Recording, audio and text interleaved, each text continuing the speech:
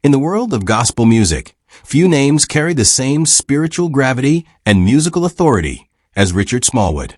His songs are not simply performed, they are experienced. They are sung in moments of triumph and whispered through seasons of pain. For decades, his music has provided comfort to millions who may never know his face, but know his voice through the choir loft.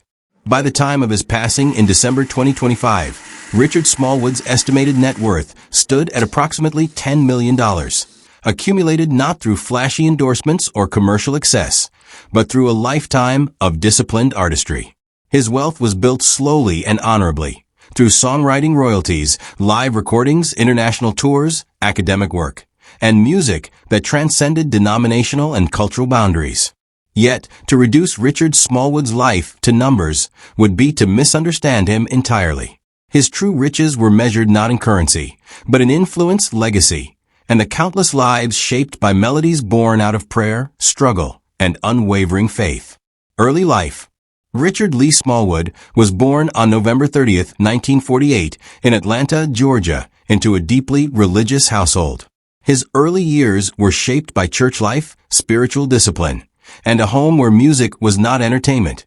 It was a sacred calling. His mother, Mabel Smallwood, was a foundational influence in his life. She recognized Richard's musical sensitivity at an early age and nurtured it with quiet encouragement. His stepfather, a Baptist minister who later founded Union Temple Baptist Church in Washington, D.C., imposed a strict household structure that emphasized obedience, faith, and discipline. This environment was both formative and challenging for young Richard. When the family relocated to Washington, D.C., Richard's world expanded musically and intellectually.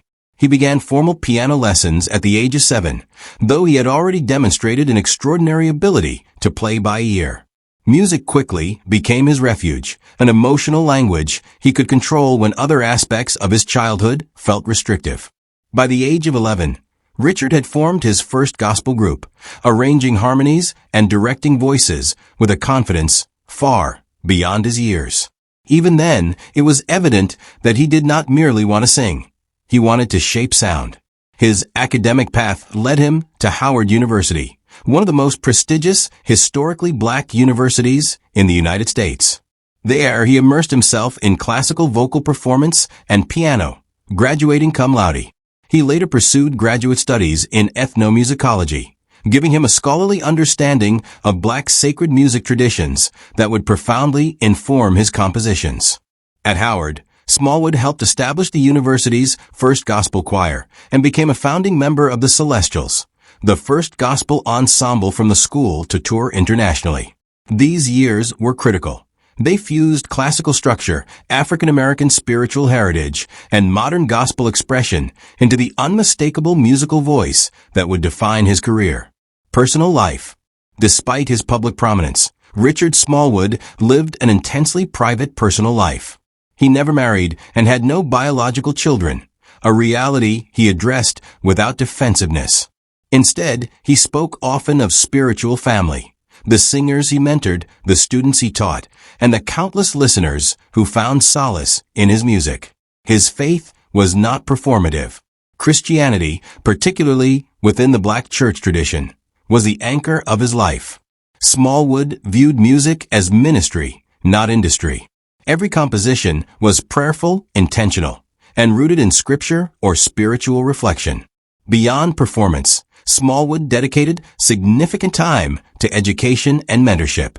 He taught music at the collegiate level, led workshops nationwide, and guided young musicians in understanding both technical excellence and spiritual responsibility. To him, musical brilliance without moral grounding was incomplete. He also spoke openly, especially later in life, about his long-term struggle with depression. Rather than weaken his testimony, this honesty deepened it. Some of his most powerful compositions were born during periods of emotional exhaustion, caregiving responsibilities, and spiritual questioning. Music became his language of survival. Professional career. Richard Smallwood's professional career formally began in 1977 with the formation of the Richard Smallwood Singers in Washington, D.C. Their sound was revolutionary. Unlike traditional gospel quartets or congregational hymns, Smallwood introduced complex harmonies, classical phrasing, and emotionally dynamic arrangements that demanded excellence from every voice. The group's debut album, released in 1982, spent an astonishing 87 weeks on the Billboard Gospel chart. This success was not accidental. It signaled the arrival of a composer who understood both musical architecture and spiritual urgency. Subsequent albums, including Psalms and Perspectives, solidified his reputation as a master composer. He earned multiple Grammy nominations, though he never won, a fact often cited by critics as one of the Recording Academy's most glaring oversights. In the 1990s, Smallwood transitioned into a new phase of his career with the formation of Vision, a larger ensemble designed for expansive choral expression. It was during this era that he composed what many consider his magnum opus, Total Praise.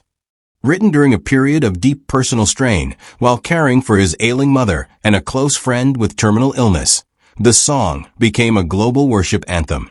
Its opening silence, gradual harmonic build-up, and restrained power marked a shift in gospel music, proving that restraint could be just as impactful as exuberance.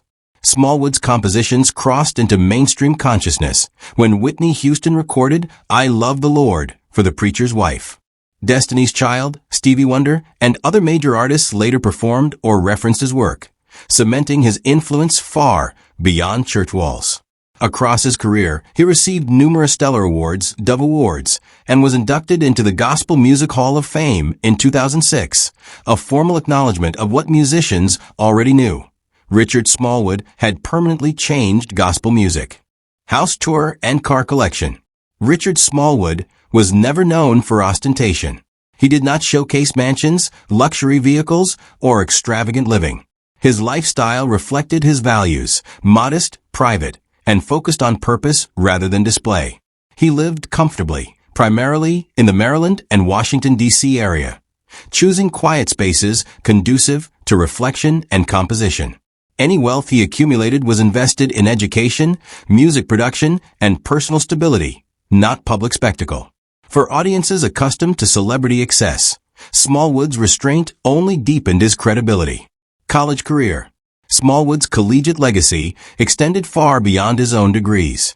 His work at Howard University and later teaching roles positioned him as both a scholar and practitioner. He bridged academic theory and lived worship experience, showing students that gospel music deserved intellectual rigor as much as emotional authenticity. His lectures were remembered not only for musical insight, but for spiritual wisdom. He challenged students to ask not just how to sing, but why. Cause of death. On December 30th, 2025, Richard Smallwood passed away at Brook Grove Rehabilitation and Nursing Center in Sandy Spring, Maryland, at the age of 77. The cause of death was complications from kidney failure, following years of declining health, including mild dementia. His passing came quietly, much like his life, without spectacle, but with profound impact. Richard Smallwood did not chase trends. He built foundations. His music continues to be sung in churches across continents, studied in music programs, and used in moments when words fail. He proved that gospel music could be both intellectually demanding and spiritually accessible, both restrained and overwhelming. Long after the final chord fades, his work remains, lifting hearts, steadying faith, and reminding the world that praise, when offered sincerely, never expires.